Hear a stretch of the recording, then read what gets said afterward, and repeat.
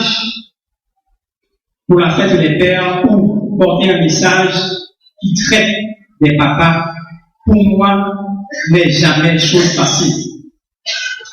Et la raison est simple, c'est parce que les pères sont tellement décriés chez nous. Lorsque j'observe les messages qui parlent ou qui sont portés sur la fête des pères, les versets qu'on trouve pour méditer, à mon avis, paraissent toujours tendres. Par exemple, Proverbe 21, on parle de la femme vertueuse. Lorsqu'on parle de Anne, la mère de Salomon, on parle de Marie, la mère de Jésus, et j'en passe.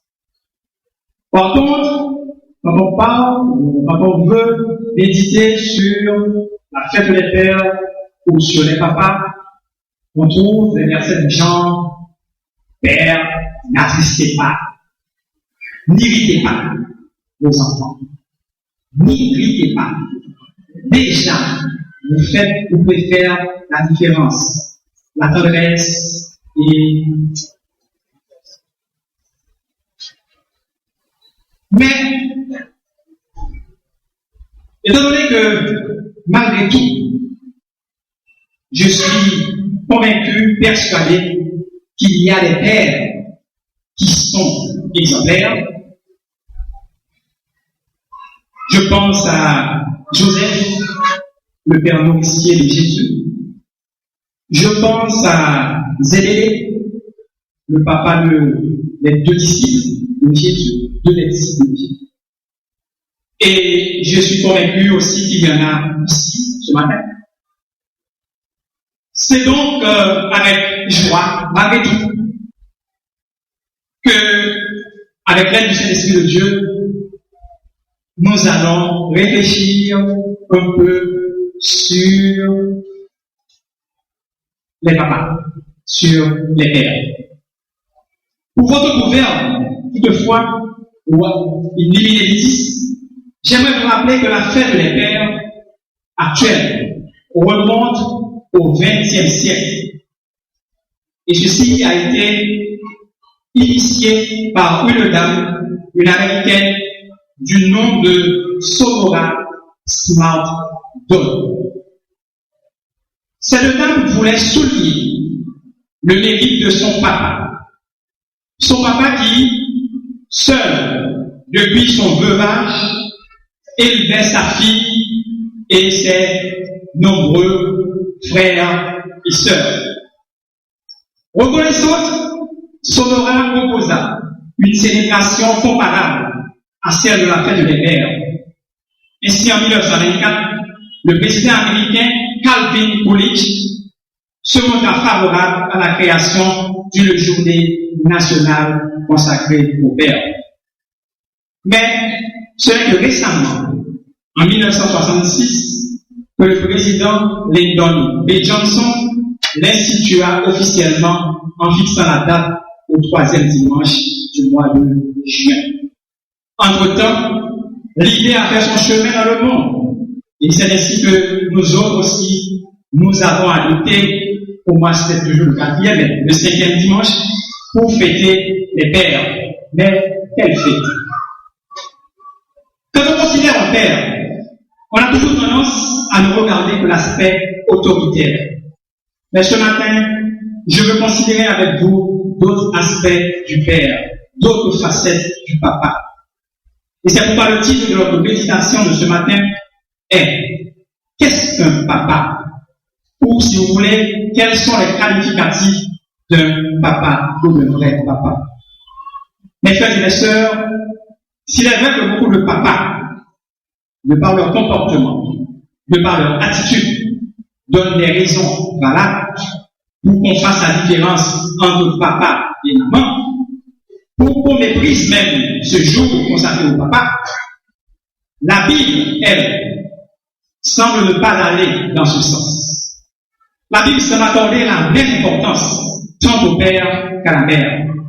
Lorsqu'elle dit dans Proverbes chapitre 30, verset 17, et je lis pour vous, l'œil qui se moque d'un père et qui dédaigne l'obéissance envers une mère, les corbeaux du torrent le perceront. Elle poursuit en disant, au verset 22, Proverbe 24, écoute ton père, lui qui t'a engendré, et ne méprise pas ta mère quand elle est devenue vieille. Et au verset 25, nous lisons que ton père et ta mère se réjouissent. Dans aucun de ces versets, il n'est dit d'avoir une attitude envers la mère seulement. Donc, mes sœurs, les mamans, ce matin, vous qui êtes ici, il revient à vous de rehausser l'éclat de la fête des pères. Car la Bible a mis le père et la mère auprès des enfants pour leur total épanouissement. La Bible n'a pas mis la maman out le père. La Bible n'a pas mis le papa out la maman. La Bible a mis le père et la mère pour l'épanouissement total, complet des enfants. Paul, dans le texte que nous avons lu tantôt, déclare au verset 11, j'ai été pour chacun de vous ce qu'un père est pour ses enfants. Il va sans dire que, si Paul le dit, c'est que le père a sa place, a toute son importance dans la famille. Alors, qu'est-ce qu'un père doit être pour ses enfants? D'abord, le père doit être pour ses enfants un enseignant. Le rôle de tout enseignant, mes frères et mes sœurs, est de former. Donc, le père de famille a pour responsabilité d'enseigner, de former son enfant. Vu sous l'angle du père de famille, cette responsabilité est un tout. Elle est spirituelle, intellectuelle et émotionnelle. En Deutéronome, chapitre 28, versets 18 à 21, Dieu donne au père la responsabilité d'enseigner, d'instruire, de former les enfants en suivant la parole. Et cette responsabilité, elle ne peut être laissée à certaines institutions religieuses telles que l'Église ou l'école du dimanche. Nous avons tendance, surtout en Haïti, à penser ou à vouloir que l'école du dimanche et l'Église fassent votre boulot à votre place. Non. En tant que père, en tant que papa, nous devons instruire nos enfants dans la parole de Dieu chez nous. Et ce n'est pas seulement au culte de famille que nous devons faire preuve d'enseignants. Pour être valable et efficace, l'éducation doit se faire partout. La Bible dit, dans le Deutéronome 28, tu les enseigneras à tes enfants quand tu seras dans ta maison, quand tu seras en voyage, quand tu te coucheras et quand tu te lèveras.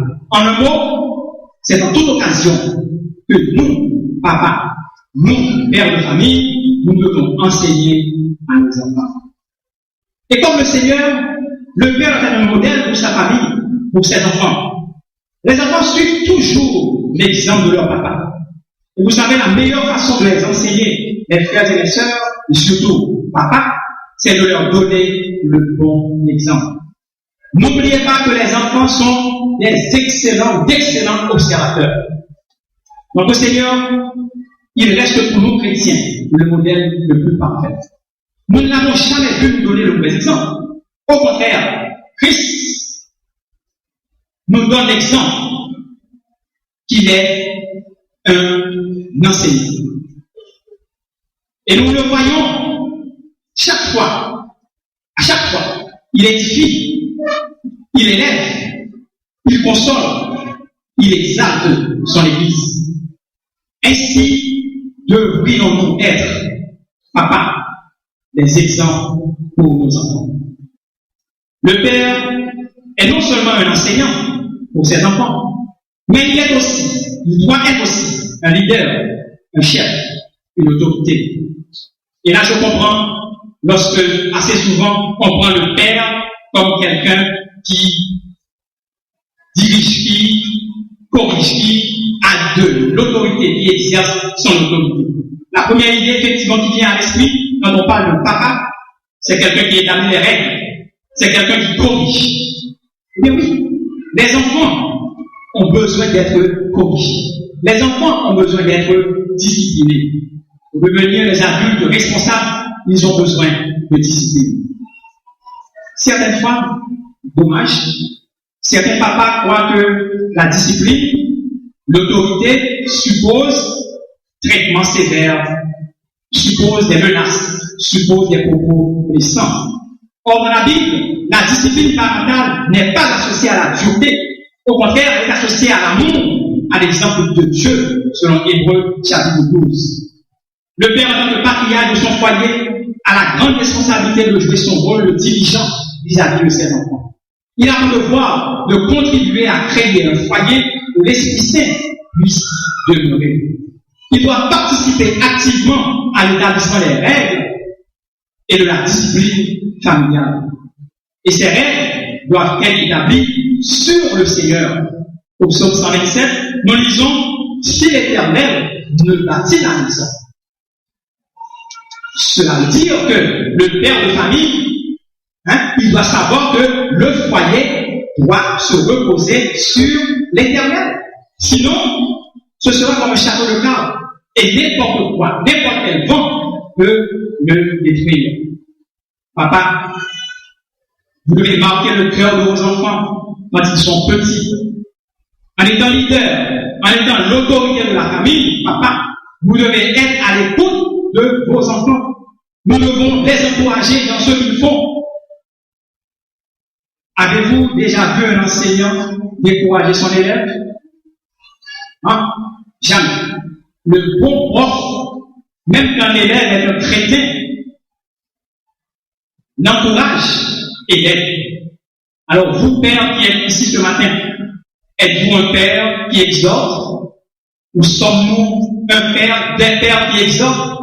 Sommes-nous des pères qui encouragent? Très souvent, nous, papa, nous pensons en tant que leader, nous ne devons pas nous montrer affectueux envers nos enfants. C'est une très mauvaise pensée. Et à ce sujet, j'aimerais partager avec vous l'histoire d'un petit garçon.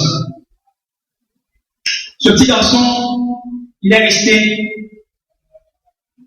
au seuil de sa maison, la maison maternelle, très tard, un enfant de 8 ans. Il attendait son papa qui rentrait de son travail. Et quand il l'a vu venir, il a accouru pour sauter sur les épaules de son papa. Il a laissé sur le père se déshabiller, prendre sa douche, prendre sa nourriture. Et il a appelé son papa pour lui dire « Papa, combien gagnes-tu par jour ?» Le papa n'a pas voulu répondre. Il a insisté, disant « Papa, s'il te plaît, dis-moi combien tu gagnes par jour. » Et après maintes hésitations, le papa veut dire « Je gagne 12 $ par jour. » Et il est allé. Il est retourné, il a dit « Papa, tu es sûr que tu gagnes 12 $ par jour? »